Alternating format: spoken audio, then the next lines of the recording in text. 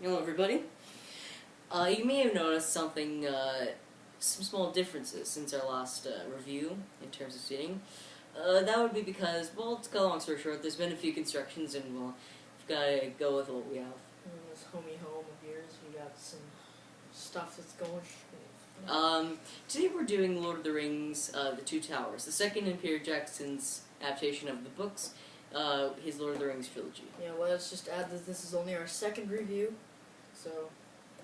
No, Are you really. Anyways, alright, so let's dive in.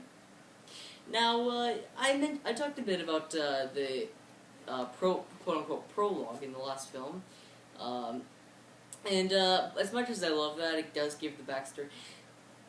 I think the prologue in this film is absolutely the best in the series. It has the best in the series. We see a clip of Fellowship as Gandalf is fighting pretty much Balrog at the top of the mountain. It kind of continues on with him falling down from Fellowship of the Ring into the big chasm of death. Now he appears on a mountain. Yeah, that was. Never mind. You don't know crap about the movie. So yes, and it is quite. No matter what nitpicks you make at the scene, it's pretty awesome. As far as the movies out of the three go, Two Towers, I have to say, is probably the weakest. Now, don't get me wrong, it is fantastic. It is a fantastic movie. But when I look at the three, out of my opinion, I kind of see this as more the weakest. Say. Now, it's not necessarily the film's fault, as it can't really have a true full beginning like The Fellowship does, or a full ending like Return of the King does, because this is the middle of the series. But what it does give, I think it does do a very good job. We see a bit more of these new characters, who are also, of course, obviously in the book, Éowyn, Éomer, Grima, etc. Because in the book, you see, we don't actually see them until Aragorn, Legolas, Gimli, and Gandalf get to Edoras. But in the movie, we actually get to see a bit more of them, so that's a bit improved, as you could say. Again, the soundtrack, amazing, absolutely amazing. Not some very memorable moments, not quite as many as Fellowship, but that movie to me is one of the most memorable movies of all time. If I had to complain and stuff, I would probably. Sauron kind of thing, just lead into that. Just not something I'm really bugged about. Sauron not showing what happens unless you have extended edition. You mean Saruman? Saruman, doesn't matter. It sounds close enough. It sounds close enough. Get over it. Oh, I thought it was Until next review. Jeez. Shut up. Anyways, a complaint I have. Shut up. Complaint I have is that in Fellowship, in Fellowship, the battle scenes I found, they were, even though they were, of course, taking a lot of what you make baddies, or you could say orcs or Uruk-hai town. It still felt more almost real. Because even though these were very skilled people, they were still. It's not like they were passing these battles in flying colors. They were still. They took a few cuts and bruises. Whereas in this film, I found, particularly in the Battle of Helm's Deep, which was the film's climax, it really. The battles, it's quite over the top, really. Just how, and over the top is a huge understatement. How shall I say this? They tempt fate way too many times. They jump into this huge army of huge armored killers. Isn't that the one where Legolas just becomes too amazing? That Battle of Helm's Deep. He's skateboarding. He's pretty much skateboarding down the stairs on a shield while shooting arrows. God, but it's not just that though. Aragorn does it, Gimli does. It's a good battle overall, but when they're constantly before the battle throwing stuff that, oh my god, it's hopeless. Look at what they're doing! Look at how many of them they're taking down! It's just the three people. It's just the three people. They could have won the battle themselves. As long as Gandalf came at the end. Yeah.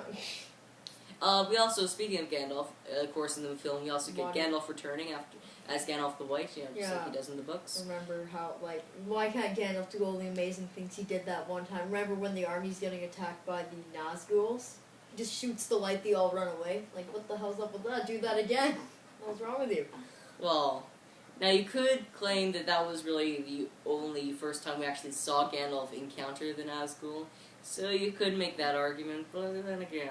Gandalf encountered them more than once. Remember when the main place, what was the big castle's name? The big kingdom. Just shut up. Stop. Try to see what I'm trying to say. Try to understand what I'm saying. No, I don't actually. Damn you. God. Anyways, so overall, it's hard to, it is hard to hate, it's, aside from my complaint I just mentioned, it's really, I can't think of anything else. Obviously, they introduce other characters too, aside from the ones I just mentioned with Rohan. We also get Faramir of Gondor. Faramir, yes. We get his Gondor, that's what his name Faramir was actually, Faramir was my, in the books he's easily my favorite character. In the movies, nah, I don't know, I felt that he didn't quite have just the likability that he had in the books. I mean, he's still likable, but it's just, I found that wasn't fully fleshed out until Return of the King, and then they cut most of the scenes of that film, but I'll get into that later. One really good, because, you know, as I mentioned before, you should really get the extended editions of all three movies there. Because it shows so much more, you know, because at times the editing can feel a bit choppy in the original theatrical releases, but, you know, in the extended editions we actually do get, you know, we do get so much more. It feels so much more like an adventure, and considering how Fellowship focused more on kind of the adventure aspect of it, this film focused more of war and of the war aspect of the story, and also same with Return of the King. I guess you'd say Return of the King actually focused on both, but well, this is how it gets done. That's what happens. Well, that's what done. Adventure turns into war. But probably the best extended scene would have to be that I just have to bring up because it is so good. We actually get another Boromir scene in a flashback though of Faramir's, of him essentially giving a speech in Osgiliath. You know, it's so good to see, you know, Boromir's true colors, you know, because, you know, in Fellowship, even though he's a good character, you kind of see a bit of arrogance to him. Whereas here we got to see him, you know, the really heroic side of him. We also got to, and that also showed, it also showed a bit of Denethor, who will be into the next film. Which one was Denethor again? I can't remember. Which one was it? Their father. Oh, yeah, okay. Yeah, that's who I figured it was.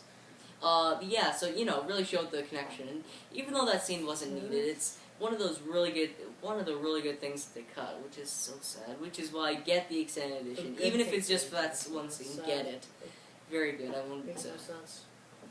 But, aside from all that, I think I'm just what I think. We get to see Gollum. Oh, we get to actually see, in Fellowship we mostly saw just Gollum in the shadows, we hardly even heard his voice.